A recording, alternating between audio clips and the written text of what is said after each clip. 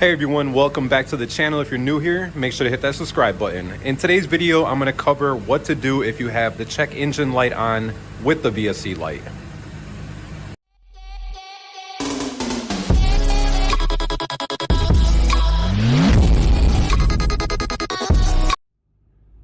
If your vehicle only has the VSC light on, I'm going to go ahead and put a link above on how to reset that.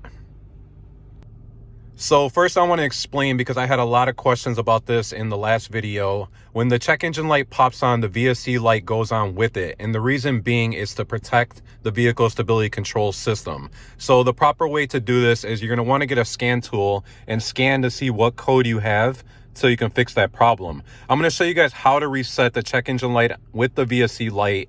But this may be a temporary fix. If the light does pop back on, it's going to need to be diagnosed and fixed.